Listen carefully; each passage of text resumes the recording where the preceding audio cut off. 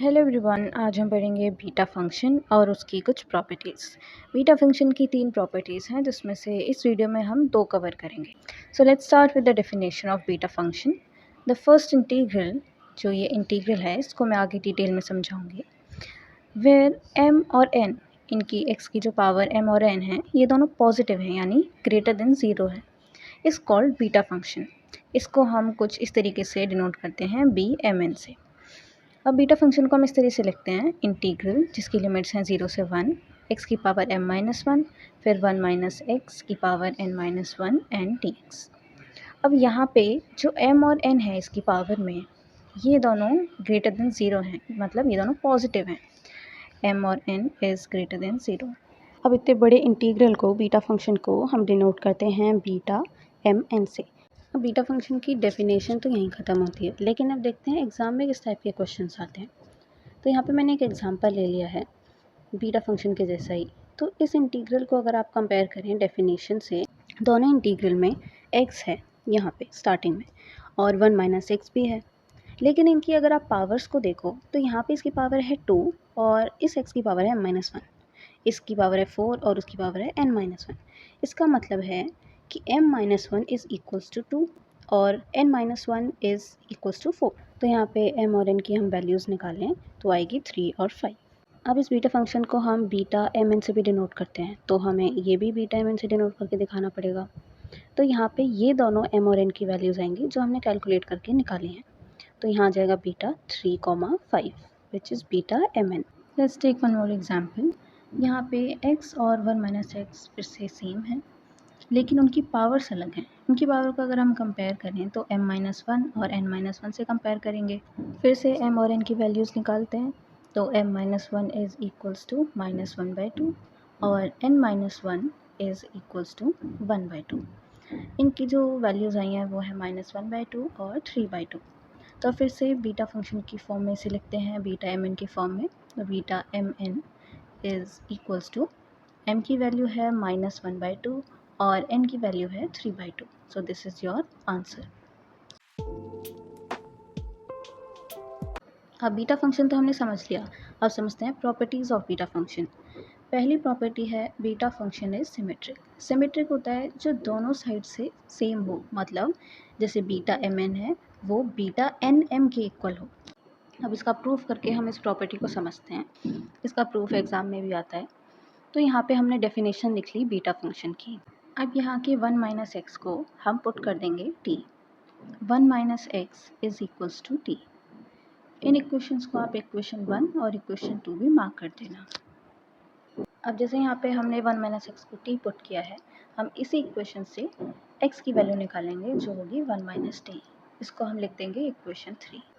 तो अब यहाँ पे हमने x की और 1 माइनस एक्स दोनों की वैल्यू t की टर्म्स में निकाल ली है। अब equation 3 1 minus t equals to x को हम डिफ्रेंशिएट करते हैं। 1 का डिफ्रेंशिएशन होगा 0, माइनस टी का डिफ्रेंशिएशन होगा माइनस डी टी और x का डिफ्रेंशिएशन होगा dx। अब यहाँ हमें minus d t equals to d x value मिल गई, जिसको हम लिख देंगे इक्वेशन 4। अब क्योंकि हमने dx को dt में चेंज किया है तो हम इसकी लिमिट्स को भी चेंज करेंगे। अब इस वाले इक्वेशन का यूज़ करके हम इसकी लिमिट्स चेंज करते हैं। तो यहाँ पे लिखेंगे हम from equation 2 when x is equals to 0। तो अब इस इक्वेशन में आप x को 0 रखो तो t की क्या वैल्यू आएगी, 1 वैल्यू आएगी। तो हम यहाँ लिख देंगे when x equals to 0 t equals to 1। तो मतलब x को 0 रखने पे इस इक्वेशन में t की वैल्यू 1 आ रही है। सेम हमारी दूसरी लिमिट है 1, तो यहाँ पे हम लिखेंगे when x equals to 1 t is equals to 1 minus 1 0। तो t हो जाएगा वहाँ पे 0। इसको हम मार्क कर देते हैं इक्वेशन 5। अब अगर हम इन सारे इक्वेशंस को यूज़ करें और बीटा फंक्शन की इक्वेशन में हम इनको रखें तो हमारी इक्वेशन कुछ इस तरह बनेगी। लिमिट्स होंगी हमारी 1 से 0, पहली 0 से 1 थी, अब हमने नई लिमिट्स निकाली हैं 1 से 0। लिमिट्स आएंगी 1 से 0। उसके बाद हमने x की वैल्यू निकाली थी 1 माइनस टी, तो हम लिखेंगे ब्रैकेट में 1 माइनस टी और उसकी पावर आएगी m-1 जो कि पहले इक्वेशन में थी ही। उसके बाद हमने 1 माइनस एक्स की वैल्यू निकाली है t, हमने इसको पुट किया था t, तो यहाँ पे हम लिख देंगे t और इसकी पावर भी एज इट इज़ n-1 आएगी। और क्योंकि हमने dx को माइनस dt लिखा था तो हम यहाँ पे लिख देंगे dt और माइनस हम लिख देंगे इस पूरी इक्वेशन के आगे। अब ये माइनस साइन और ये दोनों लिमिट्स, ये दोनों थोड़ी अलग है हमारी बीटा फंक्शन के कंपैरिजन में। अब बाकी चीज़ें भी थोड़ी सी अलग हैं, लेकिन ये चीज़ें बिल्कुल ही अपोजिट हैं। तब इसको हम उस फॉर्म में लाने की कोशिश करते हैं। अब आपको पता है इंटीग्रल के आगे अगर हम माइनस का साइन लगा दें तो लिमिट्स इंटरचेंज हो जाती हैं। तो हम ऐसा ही करेंगे, एक माइनस साइन लगाएंगे और लिमिट्स को इंटरचेंज कर देंगे, और हमारा पहले वाला माइनस तो एज इट इज़ रहेगा ये वाला। अब इनको हम एज इट इज़ उतार ही लेंगे, 1 माइनस टी इसकी पावर m माइनस 1 और t इसकी पावर n माइनस 1 dt। अब ये आगे के दो माइनस के साइन इस पूरी इक्वेशन को बना देंगे पॉजिटिव। अब लिमिट 0 से 1 वही है जैसे हमारी बीटा फंक्शन में थी, और बाकी सारी इक्वेशन हम एज इट इज़ उतार लेंगे। अब अगर हम इस इक्वेशन को और हमारी बीटा फंक्शन की इक्वेशन को कंपेयर करें तो यहाँ पे हमें दिखेगा कि यहाँ पे 1 माइनस टी की पावर m माइनस 1 है और बीटा फंक्शन में x की पावर m माइनस 1 होता है। अब यहाँ पे हमारा वेरिएबल t है और वहाँ पे वेरिएबल x है, उससे फ़र्क नहीं पड़ता क्योंकि हमारा यहाँ वेरिएबल t के साथ dt भी है इंटीग्रल में, और वहाँ पे x के साथ dx है। आप किसी भी वेरिएबल को यहाँ पे यूज़ कर सकते हैं, x y z t, बस आप जो भी वेरिएबल लोगे आपको उसी का ही इंटीग्रल लेना होगा। x लिया है तो dx, t लिया है तो dt। यहाँ पे हम देखें तो 1 माइनस टी की पावर m माइनस 1 है, जो t की पावर होनी चाहिए थी क्योंकि हमारे बीटा फंक्शन में t की पावर होती है m माइनस 1, लेकिन यहाँ पे अपोजिट है, 1 माइनस टी की पावर m माइनस 1 है और t की पावर n माइनस 1 है, तो मतलब दोनों अपोजिट हो गए। तो जो बीटा फंक्शन एम एन होता था क्योंकि t की पावर यानी x की पावर m माइनस 1 होती थी, अब यहाँ पे वो n माइनस 1 है, और जो 1 माइनस x की पावर n माइनस 1 होती थी वो यहाँ 1 माइनस t की पावर m माइनस 1 है। तो जब ये दोनों इंटरचेंज हो गए हैं तो हमारा बीटा फंक्शन का बीटा एम एन भी इंटरचेंज होगा। अगर हम इन दोनों को बीटा फंक्शन की तरह लिखें, सबसे पहले x उसकी पावर फिर 1 माइनस x उसकी पावर, तो यहाँ पे n और m इंटरचेंज हो गए हैं, तो यहाँ पे बीटा एम एन की जगह बीटा एन एम आएगा।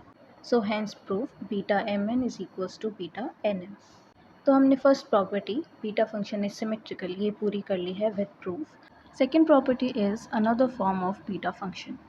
जैसे बीटा फंक्शन नॉर्मली क्या होता था, इंटीग्रल 0 से 1 और बाकी आगे की टर्म, लेकिन ये थोड़ा अलग है, इसमें न्यूमरेटर और डिनोमिनेटर भी है और इसकी लिमिट्स भी 0 से इन्फिनिटी हैं। ये भी सिमेट्रिक ही है जैसे पहले प्रॉपर्टी में हमने प्रूव किया था, ये वाली प्रॉपर्टी में भी जो बीटा फंक्शन है वो सिमेट्रिक है। अब इस प्रॉपर्टी का प्रूफ करते हैं। तो इसमें जो हमने इंटीग्रल लिया था, जो इंटीग्रल हमें प्रूव करना है प्रॉपर्टी में, उसको हम आई पुट करेंगे, जिसकी इंटीग्रल है 0 से इन्फिनिटी x की पावर m माइनस 1 और डिनोमिनेटर में 1 प्लस एक्स की पावर m प्लस n। अब अगर डिनोमिनेटर के 1 प्लस एक्स की जो पावर है उसमें हम +2 और -2 कर दें तो कोई फ़र्क नहीं पड़ेगा क्योंकि उन दोनों का सम 0 आ रहा है, तो हम उन दोनों को प्लस और माइनस कर सकते हैं। तो अब जो ये -2 है इसमें इसको अगर हम स्प्लिट कर दें तो वो -1 और -1 में स्प्लिट हो जाएगा। तो वही हमने यहाँ किया है, m प्लस n प्लस 2 और -1 इस तरह से हमने इसकी पावर को लिख दिया है। अब इसको हम रीअरेंज करके लिखेंगे और फिर ये लिखा जाएगा m-1 प्लस n-1 प्लस 2। अब ये एक्सपोनेंशियल प्रॉपर्टी तो हम सब ने पढ़ी हुई है, 2 की पावर a इंटू 2 की पावर b बनता है 2 की पावर a प्लस b। तो अब इसी चीज़ को हम यहाँ पे रिवर्सली यूज़ करेंगे, m-1 n-1 और 2 को हम यहाँ स्प्लिट कर देंगे taking base as 1 plus x. अब जैसे ही हम तीनों पावर्स को सेपरेट करेंगे हमें यहाँ पे दिखेगा m-1 यहाँ पे कॉमन है एज अ पावर, तो हम इन दोनों पावर्स को कॉमन ब्रैकेट के अंदर लिख सकते हैं। पावर कॉमन करने के बाद हम बाकी चीज़ों को एज इट इज़ लिख देंगे और फिर x/1 प्लस एक्स को हम टी पुट करेंगे। इन इक्वेशंस को हम 1 2 नंबर दे देंगे। उसके बाद हम डिफ्रेंशिएट करेंगे इक्वेशन 2 को, इसको हम u/v रूल से डिफ्रेंशिएट करेंगे। तो डिनोमिनेटर में आएगा 1 प्लस एक्स का होल स्क्वायर, ऊपर आएगा 1 plus x as it is और x का डिफ्रेंशिएशन 1, फिर minus sine x as it is और 1 प्लस एक्स का डिफ्रेंशिएशन 1। इसको थोड़ा सिंप्लीफाई करके लिखेंगे तो आएगा 1 प्लस एक्स माइनस एक्स, तो x कैंसिल हो जाएगा और डिनोमिनेटर में बचेगा 1 प्लस एक्स का होल स्क्वायर। थोड़ा और सिंप्लीफाइड वर्जन में लिखेंगे तो आएगा dx/1 प्लस एक्स स्क्वायर। अब राइट हैंड साइड में था t, उसका भी डिफ्रेंशिएशन होगा, तो t का डिफ्रेंशिएशन होता है dt। ये होगी इक्वेशन 3। अब इक्वेशन 2 में जैसे हमने t की वैल्यू निकाली थी ऐसे अब हम x की वैल्यू निकालेंगे t की टर्म्स में। डिनोमिनेटर के 1 प्लस एक्स को हम राइट हैंड साइड लेके जाएंगे, फिर हम ब्रैकेट को ओपन करेंगे तो t प्लस टी एक्स आएगा। फिर हम दोनों x वाली टर्म्स को एक साइड ले जाएंगे तो इसमें से x कॉमन आ जाएगा और अंदर बचेगा ब्रैकेट में 1 माइनस टी। यहाँ पे हमारी x की वैल्यू आएगी t अपॉन 1 माइनस टी। यहाँ डिनोमिनेटर में है 1 प्लस एक्स, तो हमें 1 प्लस एक्स की भी वैल्यू निकालनी पड़ेगी। तो अगर इस x की वैल्यू में हम 1 प्लस कर देंगे तो 1 प्लस एक्स की वैल्यू आ जाएगी। अब 1 प्लस एक्स की वैल्यू आ रही है 1 अपॉन 1 माइनस टी, लेकिन क्वेश्चन में हमें 1 अपॉन 1 प्लस एक्स की चाहिए, तो 1 अपॉन 1 प्लस एक्स की वैल्यू आ जाएगी इसको रिवर्स करके, मतलब 1 माइनस टी। ये होगी हमारी फोर्थ इक्वेशन। क्योंकि हमने x को t में चेंज किया है इसलिए अब हम इसके लिमिट्स भी चेंज करेंगे। सबसे पहली लिमिट थी 0, तो when x is equals to 0, equation 2 में हम 0 पुट करेंगे x को, तो यहाँ पे आंसर आएगा 0 अपॉन 1 प्लस 0, जो कि 0 ही होगा, तो t भी यहाँ पे 0 हो जाएगा। अपर लिमिट में x है इन्फिनिटी, तो जब इस इक्वेशन में हम x को इन्फिनिटी रखेंगे तो इन्फिनिटी अपॉन 1 प्लस इन्फिनिटी, जो कि इन्फिनिटी होगा, तो इन्फिनिटी अपॉन इन्फिनिटी हो जाएगा 1, तो t की वैल्यू आ जाएगी 1। इसे हम मार्क कर देंगे इक्वेशन 5। अब इन सारी इक्वेशन की वैल्यू हम पुट करेंगे इक्वेशन i में, जो स्टार्टिंग में इनिशियली हमने ली थी। यह है हमारी वो इक्वेशन जो हमने स्टार्टिंग में ली थी। अब इसमें हम पहली वैल्यू डालेंगे जो कि है x अपॉन 1 प्लस एक्स, जो कि t थी। अब हमने जो लिमिट्स नई पुट करी थी 0 से इन्फिनिटी, उनको हम सबसे पहले 0 से 1 में कन्वर्ट करेंगे। पहली वैल्यू लिखेंगे हम t की पावर m-1। फिर सेकेंड वैल्यू है 1 अपॉन 1 प्लस एक्स, जो कि था 1 माइनस टी, तो इसको लिखेंगे 1 माइनस टी की पावर n-1, क्योंकि यहाँ इक्वेशन में भी पावर n-1 है। अगर मैं न्यूमरेटर की पावर भी n-1 कर दूँ तो हम पावर को कॉमन ले सकते हैं, तो जब यहाँ पे पावर कॉमन आ जाएगी तो 1 माइनस टी की भी पावर n-1 आएगी। फिर जो ये लास्ट टर्म है इसको हमने इक्वेशन 3 में बताया था कि dx अपॉन 1 प्लस एक्स का होल स्क्वायर dt होगा, तो यहाँ पे हम इस पूरे को लिख देंगे dt। अब यहाँ पे अगर हम नोटिस करें तो ये पूरी इक्वेशन तो हमारी बीटा फंक्शन है। यहाँ पे t की पावर m-1, 1 माइनस टी की पावर n-1 और dt, इसको हम लिख सकते हैं बीटा mn की फॉर्म में। हेंस प्रूव्ड, हमारी जो प्रॉपर्टी थी कि ये इंटीग्रल बीटा फंक्शन के इक्वल है, ये हमने प्रूव कर दिया है।